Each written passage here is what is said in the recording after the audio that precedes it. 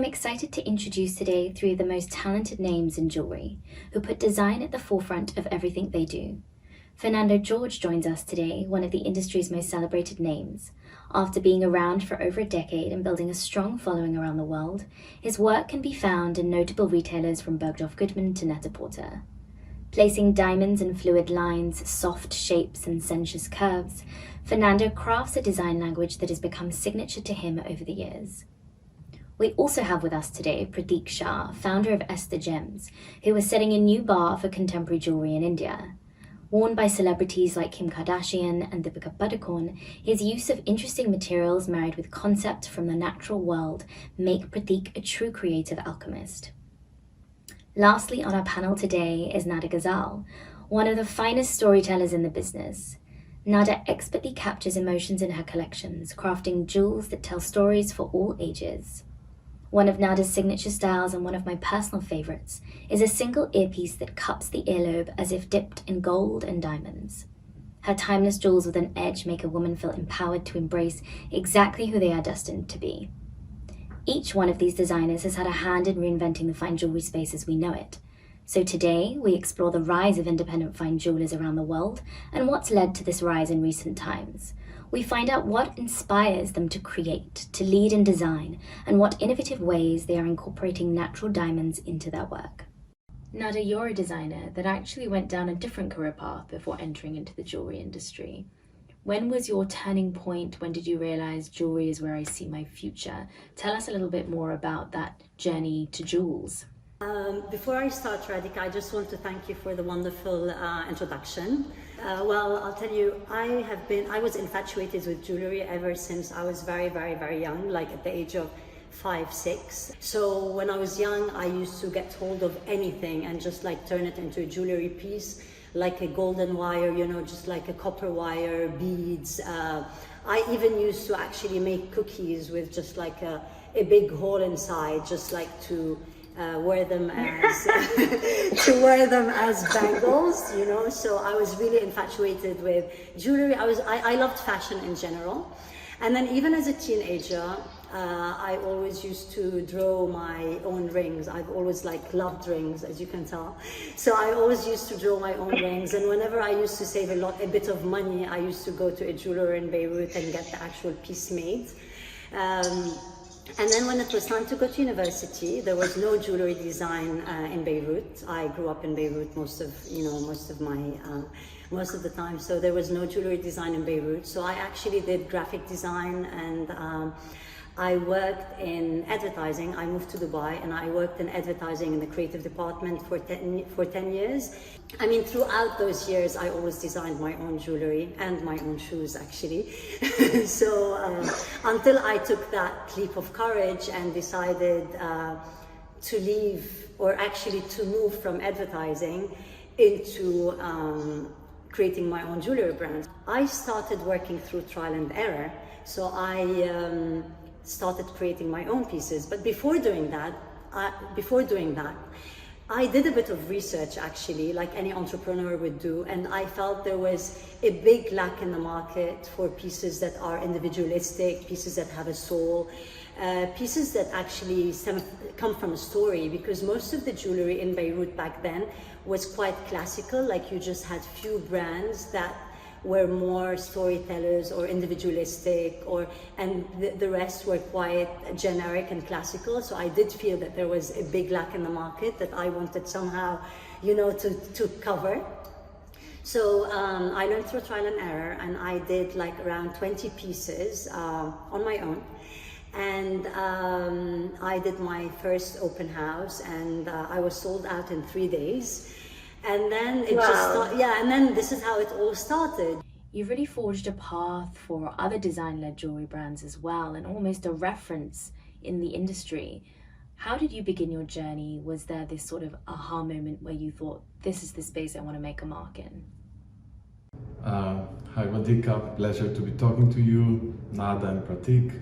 In my early 20s, I chose to try to rescue an old passion for drawing, and I studied design. I applied in the last moments before they closed the applications, and I got into a design university in São Paulo in 2000, 2001. And I think in the first class I ever attended, it was an aha moment. It was definitely a moment where I felt like, okay, I'm with people who understand me. I feel like excited that there is a way to make a passion a career. I started to look for jobs very early on in this course. My job was to sketch all day and then go down to the workshop and talk to craftsmen who were turning those sketches into three-dimensional pieces. And then the biggest thrill, which gives me even goosebumps to think about, was when I was seeing those drawings turning into objects in gold and precious stones and natural diamonds. So the passion was there, but then I did a lot of work in trying to find my voice in jewelry. Then I moved to London to study at Central St. Martin's, in another leap of faith, not thinking about a business opportunity, but then I had the opportunity to think of jewelry very deeply, very inquisitive studies into jewelry, and I started my brand from that moment when I graduated. Amazing. And how have you created this? I mean, you have such a strong design language and design vision. You can literally identify a Fernando Jorge piece from a mile away. So did you see that there was this opportunity amongst sort of a pool of sameness, so to speak, and classical designs that you wanted to kind of disrupt? I obviously saw an opportunity because the jewelry I liked was very personal. Jewelers that expressed their culture, their personality were the jewelry, produced the jewelry that excited me more. So that was my training as a designer. So my jewelry had to be design forward thinking, but still very grounded in traditional craft, in natural materials, considered precious because I feel like they are the most excellent materials in nature: gold, natural diamonds, Brazilian gemstones, colored gemstones. So it was intuition and obviously opportunity, because that was the jewelry I liked, and that was the jewelers that were successful in my point of view had that longevity because they had a really personal style. Pratik, your story is equally as interesting. You've been around with Estaa gems for some time and historically created more of the traditional Indian jewelry, bridal jewelry. When did you decide that you wanted to move into or launch pieces or design pieces within the contemporary jewelry space? We do obviously historically produced a lot of Indian jewelry because all our clients are basically from India, and the ones who are not from India are usually NRIs who come visit India in the holidays, or if they're getting married, or if they're getting some bridal jewelry made. So a lot of my background in Estaa comes from the bridal space, where we created a lot of jewelry using old ancient Indian techniques like uncut diamonds and jarrah. But basically what happened was, a couple of years ago, we collaborated with this museum in Geneva called the Barbier Muller Museum. And they have this they have the largest collection of privately owned primitive art in the world. And it's like this really small museum in Old Town Geneva. And when I went there, like you go down and there's like this small hidden room inside, and they have like 15 pieces or 20 pieces of jewelry which were from the 18th to the 20th century, all crafted in India. And I'd only seen jewelry like that in books. Though it's from India, I'd never seen jewelry like that in India before. So what was very interesting that that something from the outside, which was not part of our culture, made me kind of re-examine what Indian jewelry was all about. And what I discovered was, I mean, besides the regular floral motifs, the Mughal jewelry that we see in Indian jewelry all the time, the heavy gold carved necklaces with the relief work, a lot of the stuff which we make actually. But besides that, we also saw a lot of geometric shapes, a lot of spikes, which were 300 years old. So I was very surprised at kind of discovering that India had this kind of jewelry design culture. So what I found interesting was India has a lot to share with the world, which people, including myself, did not know. That they have this whole special symbolic language, which were inspired by mythologies, by different legends, which were kind of inculcated into the jewelry. So that was my calling actually, where I kind of rediscovered Indian jewelry, but in a contemporary way. And then that's what I thought like we should do. In fact, just create jewelry that kind of has meaning to the wearer and kind of connects them to some kind of an ancient wisdom, or reminds them of some mythology which is forgotten. So that's what we did. I love that, and I think you guys are doing an incredible job of kind of taking sort of Indian roots and culture and contemporizing it. So thank you for that. Nada, you have built such a big business in Lebanon before even looking at a global kind of launch. And more recently, you've gone global. You're in retailers like Dover Street Market.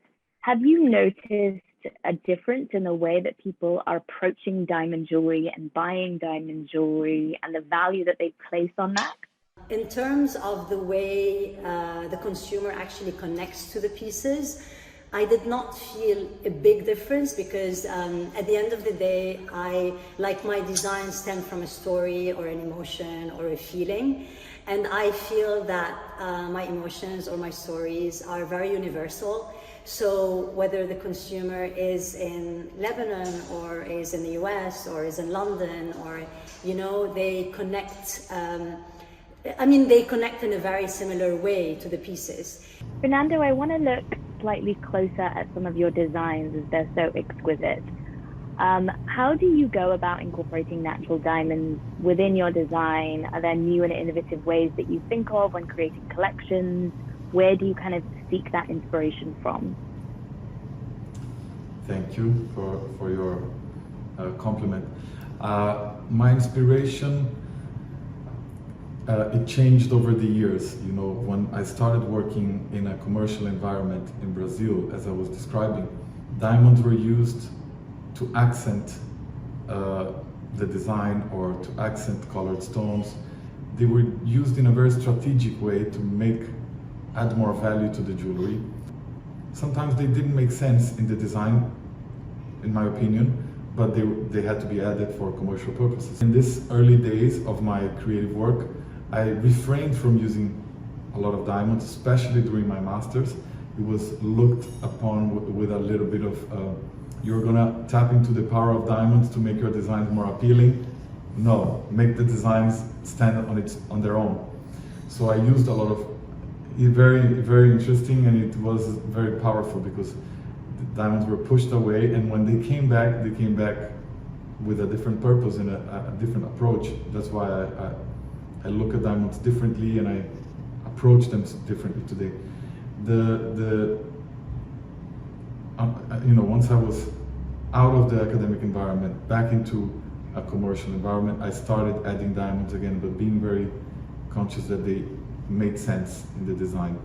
So my first collection was fluid, and then I created fluid diamonds, pieces that had diamond details, but in the gaps of snake chains with movement. So then came this idea of diamonds in movement, which were very successful. And then I got to this point in 2016 where I was ready and mature, and I had a very interesting distribution. When you start having distribution with retailers, new retailers, you start incorporating them in your thinking. So I was now having my collection distributed in more traditional jewelry stores, not only the cool concept stores. So I tried to make a collection dedicated to natural diamonds, inspired by my point of view in natural diamonds, which was called Brilliant. The pieces are trying to capture the optical illusion, the sparkle. So there are also coincidentally ideas of the starburst, but when the light hits the diamond and it creates that sparkle, interpreted again in diamonds. I want to just show this piece, which was part of the Brilliant collection. This is I love this. This one. is a graduated. Every axis has a graduation of sizes of diamonds, all brilliant cuts, and the idea for me was to create an optical illusion, illuminate a part of the body. So in this case, these are earrings. There are rings and bracelets that do the same graduation. Like there is a moment of more sparkle, and then it becomes more sparse, following the shapes of the body. But I love the kinetics, the movement in it is gorgeous. I'm sure when it sits on the ear, when people move as well, it looks beautiful and they shine. Exactly, and also my thinking here was to create a bit of rhythm to represent the Brazil aspect of it, pieces that were sensual, that don't cover the body, but they accentuate the body. And I've exaggerated a little bit more in the diamond scale, and I created pieces also with a very simple structure, the idea of accentuating part of the body. These are earrings, they would go like this, and then when the shape gets closer to the face, the diamond sizes get bigger. I call this one high brilliant. So yeah, it's been fun. Beautiful. Thank you. Just on the note of earrings, I just want to ask and take this to Nada for a second, because one of my favorite pieces of her, as I have said in the introduction, is the earlobe piece that basically cups the ear in gold and diamonds. Nada, I know you're wearing it today. Can you just show us? It's so beautiful. Thank you. They are really beautiful. Nada, I saw your pieces in Aspen. I just came back from Aspen, where they love diamonds, and I saw them there. I noticed. Thank you. Yeah. I'm not an earring person, so I had to just create these earrings to start loving earrings more, because I'm not I'm not great with something coming out of my ears, for me. So I just wanted something that fuses with my ear, and this is how this idea came from. It was just a very simple thing, but it makes me feel good. and just on that also, Nada, your approach to diamonds is also quite unique in the way that you think about them. Can you tell us a little bit more about how you incorporate diamonds in your designs? And I know that you scatter them a lot, and it's kind of almost nonchalant in a way.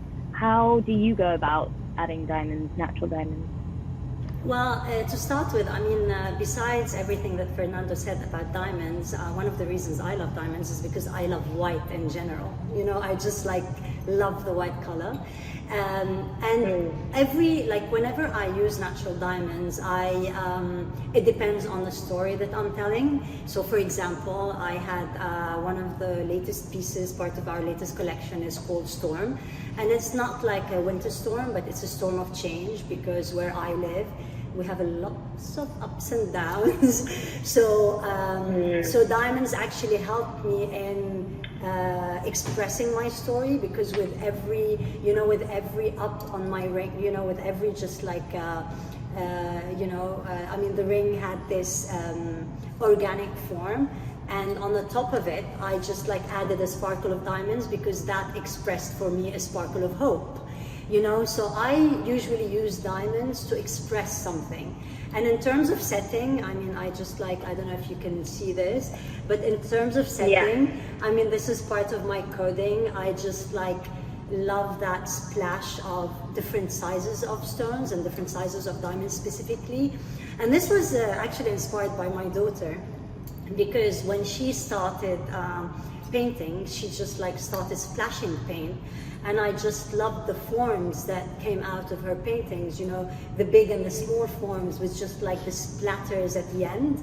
And this is what inspired me to start setting the diamonds this way. Especially that one of the collections that I created was when I was pregnant with her, and I It was an expression of how I think my daughter would be. So I felt that she would be bold, grounded, and quite tough. So I created a collection that was bold, grounded, and quite tough, and I called it after her name.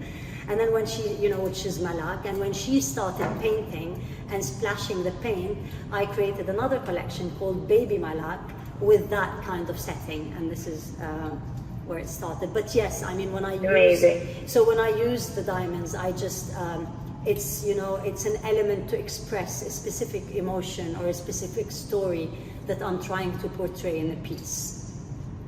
Pratik, your collections have such fascinating backstories, and you use such interesting, innovative materials and incorporate diamonds into them. I remember coming to visit you, and you were using meteorite and titanium. Can you tell us a little bit more about your use of materials and how you use diamonds within the design? Yeah, so we use natural diamonds in pretty much 99.9% of all our jewelry, because diamonds in India have a very, very long history.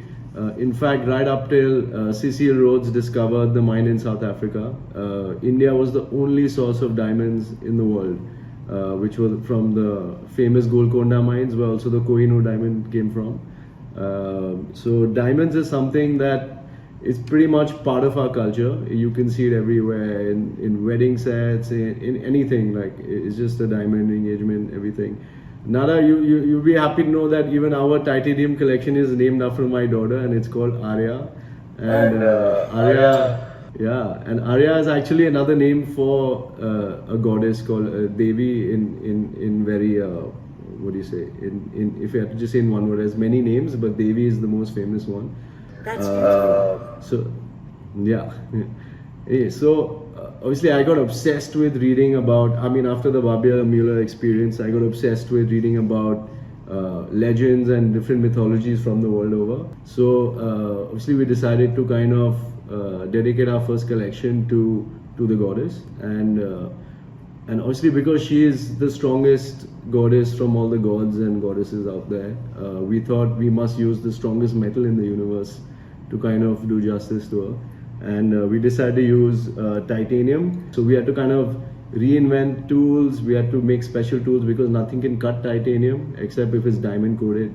So again, diamonds only is the only material that can be used to cut the strongest metal in the universe, which is titanium. So so this is one of our titanium pieces, and wow. Yeah, and I think it's aptly inspired by the goddess and all the symbols that she comes with. So if you see any old Indian photograph of a goddess, she'll be having many hands holding different weapons and flowers, and each of those weapons and flowers have a different meaning, which kind of help relate to the goddess in a more human way. For example, she always sits on a lotus flower. So this is actually inspired by a lotus leaf, and lotus is very popular in Indian culture, because it's a flower that kind of grows in the dirt, and it's known for being very spontaneous, and the flower comes out very pure from the dirt and grows towards the sun. So it's something about that transformation which is very inspiring. So obviously we also do a lot of different. This is the hibiscus flower. This is in yellow titanium, again obviously set with diamonds and rubies. I guess it's the titanium that makes it super light on the air, right?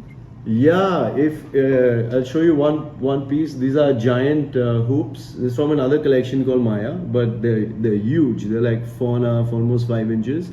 But if I hold in my finger, it could just blow. It's so lightweight, right? If you had to make the same piece in gold, it would be 5 times the weight, and this one is like super light. So it's very nice to wear. And Indians anyway have a history of wearing massive jewelry. Like all our bridal jewelry sets is the opposite of Fernando said, like where they kind of accentuate, they kind of cover the whole body. So we got like chokers with like a necklace below, and then lines and big earrings and jewelry on the head and on the hands and bracelets, and we even got the ankles covered, yeah, with special piles and stuff like that. So coming from that tradition, like we've always kind of leaned towards making bigger jewelry. I I think this next question is really open to you all, but I mean, we've seen this rise in the independent fine jeweler over the last few years. What do you think has really led to this rise? You know, are there more opportunities for brands like you now than there used to be? You know, I think the customer is also looking for something different now. So do you think that has had a part to play? They're looking for jewelry that it has more sentimental value or is more of a conscious luxury purchase? Are buyers from retailers also looking to explore new brands and offer a new pool of designers to their audiences? Fernando, I think I'll start with you. What are your thoughts on this? Yes, I've noticed as well in my time working jewelry that there's been so much change, and to me this is really positive. Change for the better, change towards creativity and you know, exciting ideas. When I started jewelry in that first experience was 20 years ago, and that at that time I remember being so exotic, someone who's young and like me, not in jewelry, be a jewelry designer. It was great, you know. I thought it was super unique, and no one else knew another jewelry designer. And then over the years I realized that's because jewelry was at the time a bit more conservative. It had become something led by bigger brands and, you know, global brands, and there was independent jewelry, but you know, were more like people who were makers in Brazil who were doing things with their own hands. There was a big bridge in the middle, and jewelry should represent every type of human personality, and you know, it's for everyone in the end. Everyone needs to identify with something in jewelry. So when I moved to London, I had that inclination. I want to make jewelry that's more exciting and young, and I don't know where to show. The situation was slightly not outdated in big jewelry shows, and there were no other places to show. And I noticed that financial crash in 2008, which is right when I moved here, made the gold prices go up. But as with every crisis, I'm learning now at least, it makes people who still can continue with acquisitive power go towards intrinsic value. They really want to buy pieces that will last with gold, natural diamonds, and not so much spend with other areas of luxury where things don't age as well. And that created a bit of an opportunity. When I graduated with my collection in 2010, independent retailers were looking for more jewelry that was not already sold, you know, in big chain of stores. And I remember being the first wave of designers, fine jewelry designers, to get into matches fashion. And Net-a-Porter was a desirable online platform. They already had some jewelers, so I was targeting that kind of distribution towards a new client. And that began at that time, and it was mutual learning. You know, the buyers were learning what their clients were responding to. The digital landscape changed everything for everybody. And over the last 10 years, 11, I would say 12 now with from the moment I graduated, this has become completely widespread. There is a new generation like me that are now running successful businesses, and there are a new generation of retailers that are offering jewelry in new exciting ways, and there are a new generation of clients shopping jewelry in different ways. I mean, to add to what Fernando was saying, I definitely felt the buying habits have changed, which means there's more room for design, you know, new designers to create, because people somehow no longer just want a pretty piece. They want a piece that they can connect with. They look for pieces that have definitely a beautiful design, but also great craftsmanship. They also want a piece that tells a story. Like it's very important. This emotional connection in the new generation is really very important. They want to connect to the piece. They also want to connect to the brand, and that's where social media plays a very strong role, because they want to know more about the brand. They want to actually know more about the story of the brand. So it's very important to be very genuine, very ethical, and very true to oneself. I mean, these are just like learnings as we go. And you have a lot of people who want to buy timeless pieces and heirlooms that they want to pass down from generation to another. And this also makes them very conscious about what they buy. And then the more they connect to a piece that has a soul, I mean, I always say, whenever I want to buy something, not just like a piece of jewelry, but any piece, just like a painting, a sculpture, even a jacket, I just need a piece that somehow has some kind of a soul. And usually a soul comes from the designer being true to her or himself, and also from creating something that, you know, that has a story and even has a story. So I think it's this emotional connection is very important, I think. For sure. And I think COVID and lockdown has definitely played a part in people moving towards wanting more meaningful purchases that they connect to on an emotional level. Pratik, what are your thoughts around this? Have you noticed social media or the digital space helping the brand? So obviously, I think the whole digital revolution that's been happening over the last couple of years has helped a lot of independent designers who kind of discovered, you know, just by looking online, which was so interesting. And lately, obviously, we've got a lot of younger clientele, and we've noticed like a huge shift in the way they think and the way they even buy jewelry. So in 2009 when we started Estaa, but lately like we've noticed like a lot of the brides who are getting married, they come without their mothers and without anybody, including their boyfriends or husbands, and they have such a what do you say? They have a very individualistic taste. They're very confident compared to the older generations, and what I like about it, they know what they want, right? I mean, they have a specific idea of what message they would like to express by wearing a specific piece of jewelry. And obviously this younger generation is also way more conscious in terms of the environment. They're way more informed, and they kind of demand accountability. You know, the connect of the animal with the wearer was something that really inspired me, and then I thought, why not, you know, kind of create something that is inspired by this whole underwater life. And we decided to do the collection recycled aluminium, targeted towards all our younger clients, the new generation, which kind of really appreciated the fact that we use recycled aluminium literally from Coke cans. So I have one of the pieces here I can show. It's one of my favorite pieces. It's a blue koi fish, but it's recycled aluminium, obviously with only diamonds, and there's a touch of 18-karat gold. Indians love gold and diamonds. Fernando and Nada, are you noticing a change with the younger generation? I design with my let's say my signature is really on the shapes, the techniques.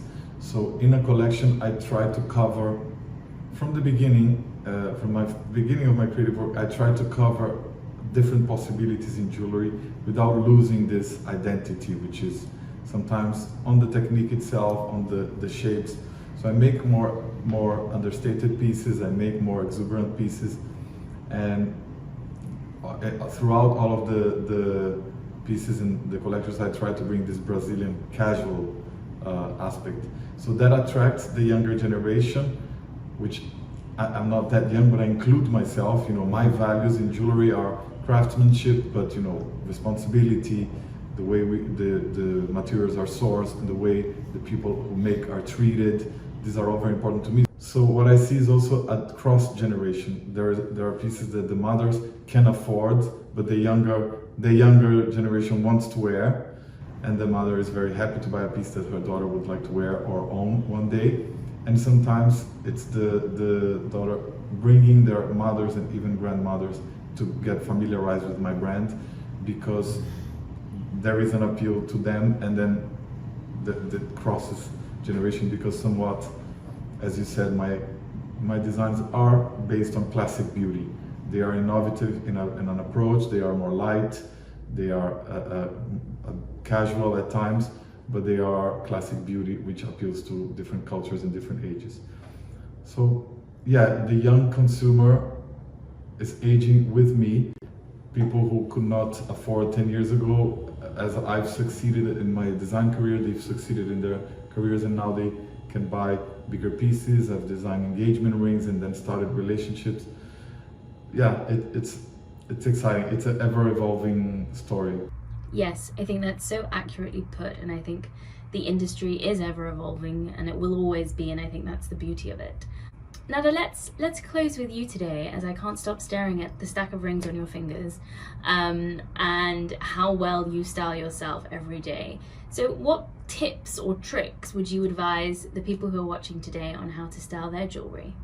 What I always say is that when you buy something that really expresses who you are, and style it in a way that expresses who you are.